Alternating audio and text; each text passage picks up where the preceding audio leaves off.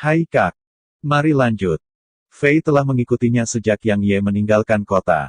Adapun alasannya, itu untuk mencari kesempatan untuk membunuh Yang Ye tentunya. Sayangnya, tidak hanya dia tidak dapat menemukan kesempatan seperti itu sepanjang jalan, dia telah menyaksikan betapa menakutkan Yang Ye, jadi dia hampir memutuskan untuk menyerah untuk melanjutkan pengejarannya. Karena dia tidak yakin dengan kemampuannya untuk membunuh Yang Ye. Namun, dia tidak membayangkan bahwa surga akan memberinya kesempatan. Karena Yang Ye benar-benar terluka parah dan kelelahan. Itu adalah kesempatan yang sangat langka. Jadi, Long Fei tidak menyerah dan segera bertindak.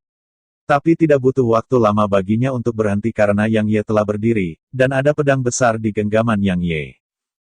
Ekspresi wajah Long Fei berubah serius saat dia menatap pedang besar itu, dan bahkan gumpalan ketakutan telah melintas di kedalaman matanya. Bagaimanapun, Long Fei masih ingat adegan dari sebelumnya ketika Yang Ye mengayunkan pedangnya. Yang Ye tertawa dingin saat melihat Long Fei berhenti, apa tidakkah kamu ingin membunuhku dan membuat nama untuk dirimu sendiri? Sejujurnya, energi saya yang dalam telah mengering, dan saya bahkan benar-benar kelelahan. Anda tidak akan memiliki kesempatan lain jika Anda tidak bertindak sekarang. Long Fei berbicara dengan keras, apakah menurutmu aku tidak berani? Yang Ye tertawa dingin, kalau begitu cepat. Long Fei memiliki ekspresi yang benar-benar sengit di wajahnya sementara untaian aura yang menakutkan melonjak keluar secara eksplosif dari dalam dirinya, dan setiap serpihannya menekan Yang Ye. Namun, itu bahkan belum tiba di depan Yang Ye sebelum niat pedangnya menghancurkannya. Ekspresi Long Fei sedikit berubah saat melihat itu, dan dia menjadi sedikit ragu untuk menyerang. Sampah Yang Ye melirik Long Fei dengan dingin, lalu maju selangkah. Sosok Yang Ye benar-benar langsung lenyap di depan mata Long Fei. Ekspresi Long Fei sangat tidak sedap dipandang saat dia berdiri di sana di tempat.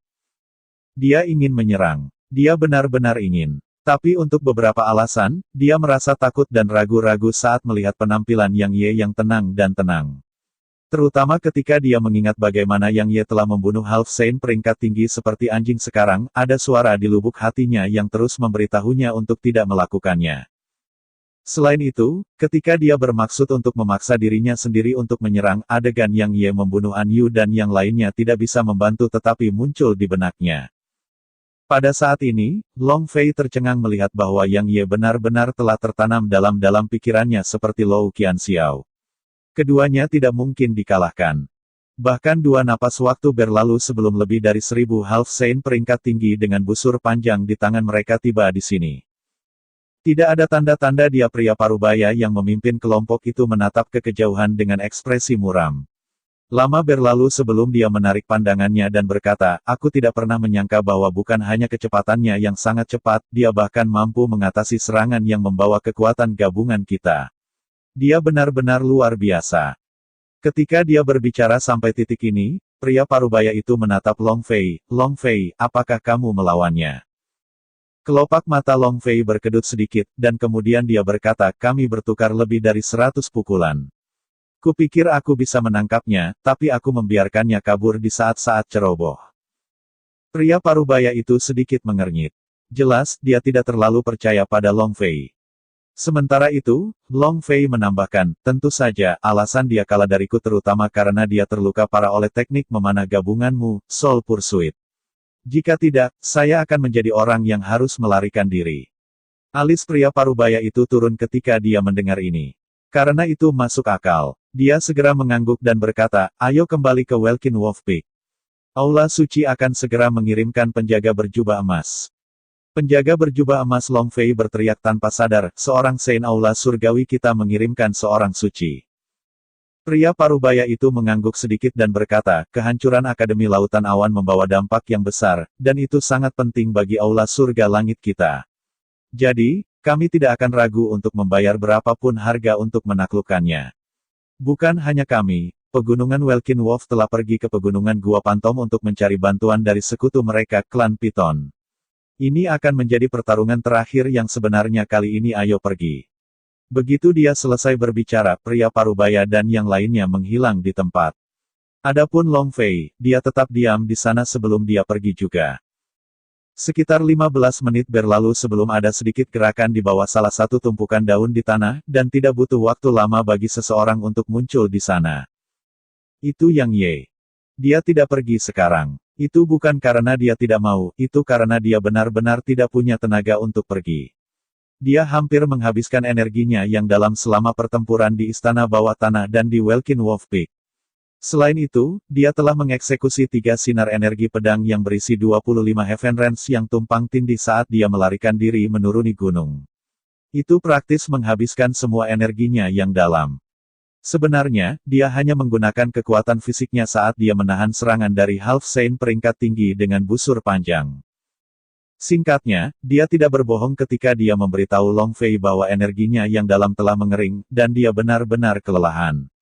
Pada saat itu, dia benar-benar tidak memiliki energi tersisa. Jika tidak, dia akan membunuh Long Fei di tempat. Dia bermaksud memanggil salah satu pelayan pedangnya untuk membunuh Long Fei, tetapi dia tiba-tiba merasakan aura dari kelompok 1000 orang suci peringkat tinggi. Penemuan itu membuatnya dengan tegas meninggalkan niatnya untuk membunuh Long Fei dan segera menyembunyikan dirinya. Semuanya adalah Half Saint peringkat tinggi. Sementara para pelayan pedangnya kuat, tapi mereka kalah jumlah, jadi sangat mustahil baginya untuk menang dalam pertempuran melawan mereka. Selain itu, begitu dia terkunci dalam pertempuran dan binatang iblis lainnya menyusul, maka dia benar-benar tidak bisa pergi. Yang Ye tidak memilih untuk segera pergi. Dia menemukan tempat tersembunyi untuk bersembunyi, dan kemudian menarik beberapa batu energi tingkat ekstrim dan mulai menyerapnya. Sementara itu, anak kecil berkulit putih dan bulu ungu melompat keluar dari sela-sela pakaiannya. Anak kecil berkulit putih itu memandang sekeliling, dan saat dia melihat 2 aliran air mata putih bersih tiba-tiba mulai mengalir di wajahnya. Itu adalah air mata energi roh. Begitu dia muncul, perubahan langsung terjadi di sekitarnya. Energi roh di sekitar sini tiba-tiba mulai melonjak ke arahnya, dan itu tumbuh semakin besar volumenya sampai itu benar-benar membentuk pusaran energi roh. Yang Ye dan bulu ungu tercengang. Monster macam apa dia? Yang Ye dan bulu ungu menyaksikan semakin banyak pusaran energi roh melonjak ke si kecil berkulit putih, dan dia menghirup mereka dengan rakus dan tampak seolah-olah dia mabuk. Tiba-tiba, Yang Ye memukul kepalanya dengan ringan, hentikan itu segera. Anak kecil kulit putih itu berkedip dan menatap Yang Ye dengan tatapan bingung. Pada akhirnya, dia tampak seperti memahami sesuatu dan melambaikan cakar kecilnya. Pusaran energi roh yang tak terhitung jumlahnya melonjak ke Yang Ye, menyebabkan seluruh tubuhnya merasa nyaman sementara ekspresi mabuk muncul di wajahnya juga. Anak kecil berkulit putih tersenyum melihat itu, dan kemudian dia mulai menghirup energi roh lagi. Tiba-tiba, bulu ungu itu menamparkan kepala Yang Ye. Yang Ye segera kembali ke akal sehatnya, dan dia tidak bisa membantu tetapi tersipu ketika dia mengingat bagaimana dia bereaksi sekarang. Setelah itu, dia buru-buru menamparkan kepala anak kecil berkulit putih itu dan berkata, hentikan itu segera, banyak orang yang akan ditarik jika Anda melanjutkan. Kemampuannya terlalu menakutkan. Itu menyebabkan energi roh di sekitarnya melonjak ke arahnya, dan itu adalah pemandangan yang sangat mengejutkan. Terlebih lagi, sepertinya itu baru permulaan. Jadi, bagaimana Yang Ye berani membiarkannya melanjutkan? Dia buru-buru menghentikannya, atau fosil hidup tua yang tak terhitung jumlahnya akan ditarik, dan bahkan mungkin oleh orang suci di antara mereka. Anak kecil kulit putih itu melirik Yang Ye dengan ekspresi sedih, dan sepertinya dia mengatakan bahwa dia telah berbagi beberapa dengannya. Bulu ungu itu tiba-tiba menamparkan kepala pria kecil berkulit putih itu, berhentilah mencoba bersikap manis. Begitu dia selesai berbicara, wajahnya berubah sedikit kemerahan. Dia segera menutup mulutnya dan menamparkan kepala orang kecil berkulit putih itu 2 kali lagi. Anak kecil berkulit putih itu sepertinya memiliki kesan yang sangat bagus tentang bulu ungu. Tidak hanya dia tidak sedikit pun marah karena ditampar di kepala, dia bahkan terbang ke cerpelai ungu dan berbagi untaian energi roh yang tak terhitung jumlahnya ke makna ungu sambil tampak mencoba menjilatinya. Wajah bulu ungu itu sedikit mereda. Dia menunjuk ke Yang Ye, menunjuk pada dirinya sendiri, menunjuk pada pria kecil berkulit putih itu, dan kemudian mulai melambaikan cakar kecilnya. Dia sepertinya mengatakan bahwa Yang Ye adalah miliknya, dan pria kulit putih itu bahkan tidak diizinkan untuk berpikir tentang mendapatkannya. Orang kecil kulit putih itu melirik cerpelai ungu, melirik Yang Ye, dan mengangguk dengan ketidaktahuan. Yang Ye tertawa getir sambil menggelengkan kepalanya, lalu dia menatap si kecil berkulit putih itu dan berkata, kamu tidak diizinkan melakukan itu lagi kecuali kamu mendapatkan izinku. Baik karena melakukan itu akan menarik banyak orang jahat, dan orang-orang jahat itu sangatlah kuat. Selain itu, jika mereka melihat Anda, maka mereka pasti akan menangkap Anda dan memenjarakan Anda. Apakah kamu masih tidak takut sekarang? Begitu dia mendengar Yang Ye menyebutkan tentang di penjara, tubuh orang kulit putih kecil itu menggigil sedikit, dan kemudian dia melompat ke pelukan Yang Ye dan menggelengkan kepala kecilnya tanpa henti. Apalagi air matanya bahkan mulai mengalir tanpa henti. Jelas, dia benar-benar trauma karena dikurung selama ratusan tahun. Bulu ungu itu sangat marah ketika dia melihat lelaki kecil berkulit putih itu melompat ke pelukan Yang Ye. Namun, ketika dia melihat anak kecil berkulit putih itu menangis, dia mengerutkan bibirnya dan menamparkan kepala Yang Ye dengan cakar kecilnya. Seolah-olah Yang Ye telah melakukan sesuatu yang salah. Yang Ye kehilangan kata-kata.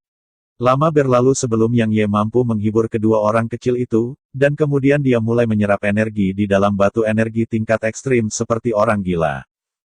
2 jam kemudian, Yang Ye praktis pulih sepenuhnya, dan dia mulai memperbaiki hamba pedang. 6 jam lagi berlalu sebelum Yang Ye menyelesaikan penyempurnaan dari 6 pria berpakaian hitam terakhir dan mayat Penatua Bai dan Penatua Mo. Pada saat ini, dia memiliki 17 pelayan pedang yang tangguh. Bahkan jika Yu Wuying dikecualikan, 13 pria berpakaian hitam itu juga sangat menakutkan. Karena jika dia tidak memanfaatkan Laws of Decay dan Sword Domain, maka dia bahkan tidak bisa mengalahkan pasukan gabungan mereka dalam tabrakan langsung. Selain mereka, Elder Mo dan Elder Bai juga sangat kuat. Karena Yang Ye memperhatikan bahwa kemampuan pertahanan mereka setelah kembali ke bentuk aslinya sama sekali tidak kalah dengan pria berjubah emas. Jadi, kelompok Yang Ye kuat sampai tingkat yang sangat menakutkan sekarang. Tentu saja, itu masih tidak berdaya di hadapan seorang suci. Yang Ye menyingkirkan hamba pedang, mengangkat sarung kuno di tangannya, dan berkata, biarkan aku melihat apa yang dimiliki perbendaharaan itu. Saat dia berbicara, kesadaran Yang Ye tenggelam ke dalam ruang di dalam selubung kuno, dan dia segera tertegun saat melihat harta karun di dalamnya. Setelah itu, dia langsung melompat dari tanah. Saya kaya. Ada samudra padat inti di sana. Ada lebih dari 10.000 dari mereka, dan yang terburuk adalah di alam setengah Sein. Betapa menakutkannya melihat lebih dari 10.000 inti dalam dari Half Science. 2 mata uang yang diakui secara publik dalam dimensi Radiant adalah batu energi tingkat ekstrim dan inti dalam. Mereka adalah mata uang yang populer di masa lalu karena mereka dibutuhkan untuk semua hal seperti menyiapkan formasi, membuat jimat, dan mengolah. Jika inti dalam binatang iblis dibandingkan dengan batu energi tingkat ekstrim, maka nilainya jauh lebih unggul. Terutama inti dalam binatang iblis di Monarch Realm dan di atasnya. Karena mereka adalah prasyarat untuk menyiapkan formasi, membuat jimat, dan memperbaiki senjata. Selain itu, formasi dan struktur ofensif seperti formasi besar dan meriam energi di Ocean of Clouds City membutuhkan inti dalam untuk diaktifkan. Namun, Prefektur Pinus memiliki 12 Raja Iblis, jadi bagaimana bisa ada orang yang berani membunuh binatang iblis di alam raja dan di atasnya tanpa pengekangan? Dalam keadaan seperti itu, inti dalam secara alami jauh lebih berharga daripada batu energi tingkat ekstrim. 1 inti dalam dari Half Sein sebanding dengan nilai 1.000.000 batu energi tingkat ekstrim, dan tidak ada supply. Jadi, berapa banyak batu energi tingkat ekstrim yang dapat ditukar 10.000 dengan? Yang Ye tidak mencoba menghitungnya. Bagaimanapun, itu adalah jumlah besar yang akan cukup baginya untuk digunakan pada dirinya sendiri seumur hidup. Yang Ye menarik napas dalam-dalam dan menekan kegembiraan di dalam hatinya. Dia melihat ke samping, dan isi dari ruang harta karun ada di sana. Dibandingkan dengan inti dalam, jumlah harta dari ruang harta karun cukup langka karena hanya ada 10. Namun, jantung Yang Ye mulai berdebar-debar lagi. Karena yang terlemah di antara mereka ada di peringkat Sein, dan bahkan ada 1 di peringkat surgawi. Tatapan Yang Ye turun ke harta peringkat surgawi terlebih dahulu. Penampilannya cukup aneh. Itu adalah kubus hijau seukuran telapak tangan. Itu benar-benar hijau, dan itu berputar perlahan. Selain kubus, ada 9 harta Sein rang lainnya, tetapi semuanya adalah harta Sein rang kelas rendah. Pada saat ini, semua harta karun itu telah menjauh dari kubus seolah-olah mereka takut. Yang Ye merenung sejenak sebelum dia mengeluarkan perintah di dalam hatinya, dan dia meninggalkan ruang di dalam sarung kuno itu. Pada saat yang sama, dia mengeluarkan kubus hijau bersamanya. Yang Ye menghampirinya. Tiba-tiba, seberkas cahaya hijau menyilaukan meletus darinya dan menabrak Yang Ye. Ekspresi Yang Ye tidak berubah sama sekali. Niat kuasa void rangnya menyapu dari dalam dirinya dan menghalangi lampu hijau, dan kemudian hening sesaat sebelum ledakan meletus. Cahaya hijau yang menyilaukan hancur berkeping-keping. Sementara itu, kubus hijau tiba-tiba bergetar hebat dan tumbuh sekitar 100 kali lebih besar sebelum menjebak Yang Ye di dalamnya. Ekspresi Yang Ye sedikit berubah saat menyaksikan adegan ini. Karena dia menyadari bahwa ruang di dalam kubus tiba-tiba berubah. Strukturnya telah berubah, struktur ruang di sekitarnya telah diubah. Sebelumnya, ruang di sekitarnya biasanya berorientasi, tetapi ruang di dalam kubus sebenarnya telah melengkung dan tumpang tindih. Sekarang, ruang di sekitarnya sebenarnya tidak memiliki orientasi atas, bawah, kiri, dan kanan. Hanya ada bentuk ruang aneh yang melengkung dan tumpang tindih. Keadaan seperti itu sangat aneh, sangat aneh. Bagaimanapun, Yang Ye belum pernah menemukan pemandangan seperti itu dalam hidupnya. Pada saat ini, dia merasakan kekuatan yang menakutkan mulai menariknya, dan sepertinya berniat untuk membelokkan dan melipatnya juga. Yang Ye terkejut dengan ini. Dia buru-buru melepaskan niat pedang dan niat pembantaian kuasa void rang. Namun, dia menyadari keterkejutannya bahwa mereka benar-benar langsung berubah saat muncul di sini. Apalagi, mereka benar-benar dipenjara oleh kekuatan misterius. Selain itu, Yang Ye menyadari keheranannya bahwa dia sebenarnya tidak bisa bergerak sekarang. Apa itu? Yang Ye memiliki ekspresi serius di wajahnya. Pada saat ini, dia ingat apa yang dikatakan Ratu Serigala di aula.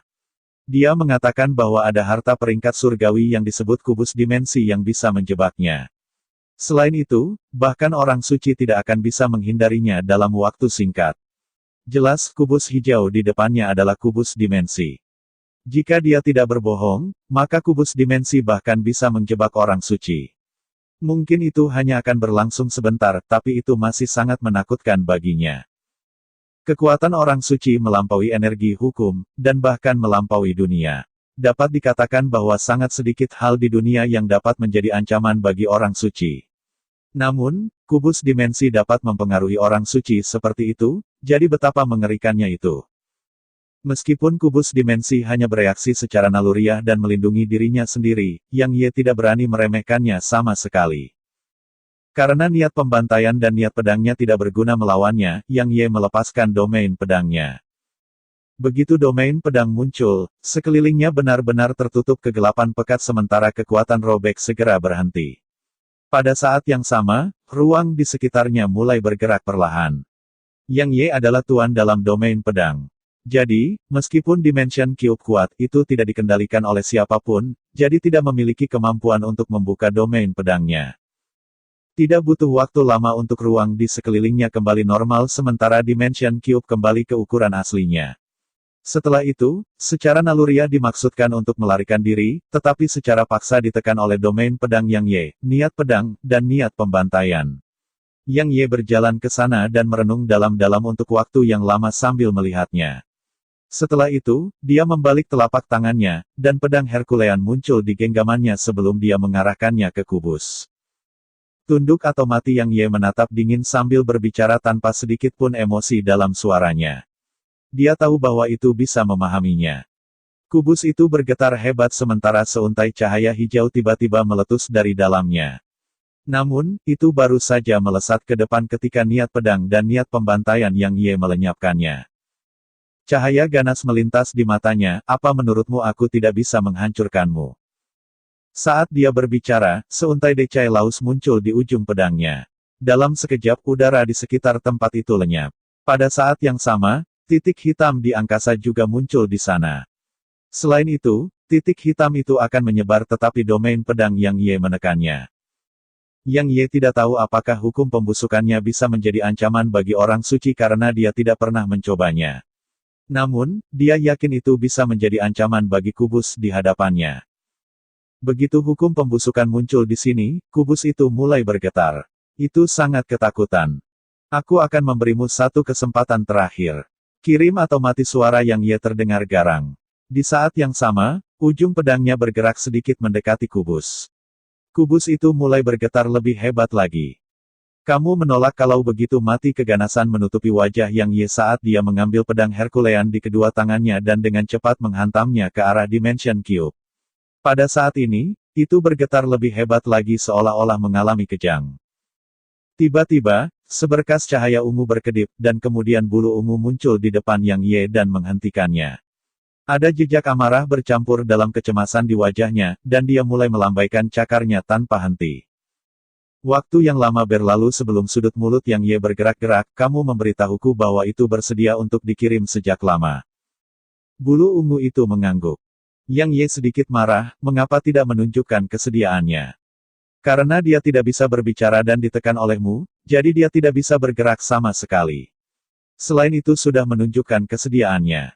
Apa kau tidak melihatnya? Gemetar itu memohon ampun. Bulu ungu berbicara dengan lidah manusia karena kecemasannya, dan kemudian dia segera menyesali apa yang telah dia lakukan dan memelototi Yang Ye dengan amarah dan rasa malu. Yang Ye tersipu saat mendengarnya. Jadi saya salah.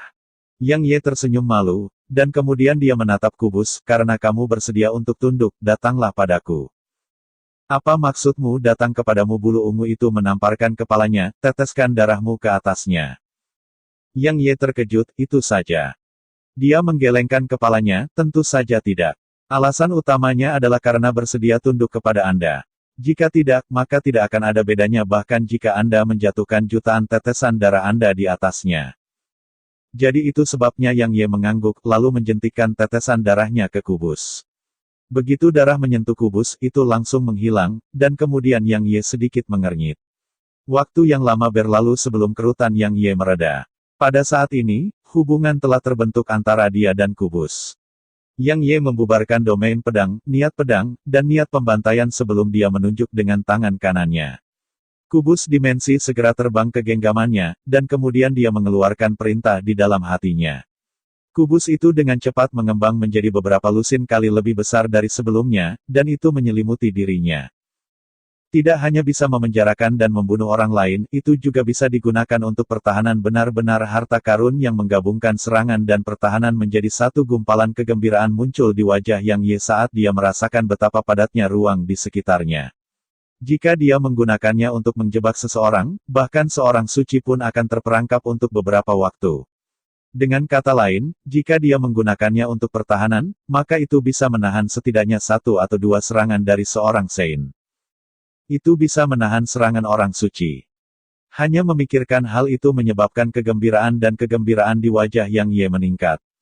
Sayangnya, tingkat yang menghabiskan energinya yang dalam terlalu menakutkan.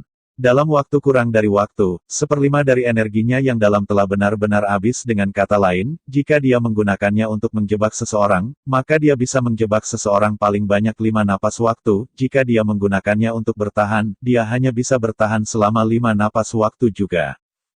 Meskipun itu adalah sedikit cacat dalam harta karun yang sempurna, Yang Ye sangat puas. Bagaimanapun, dia hanya berada di puncak alam raja, dan dia pasti akan dapat menggunakan kubus dimensi lebih baik lagi setelah dia mencapai alam setengah Saint. Yang Ye mengeluarkan perintah di dalam hatinya, dan Dimension Cube segera memasuki lautan kesadaran di belakang bagian tengah alisnya. Tepat ketika dia hendak menarik dan memeriksa 9 harta peringkat Saint lainnya. Ledakan keras tiba-tiba bergema di langit.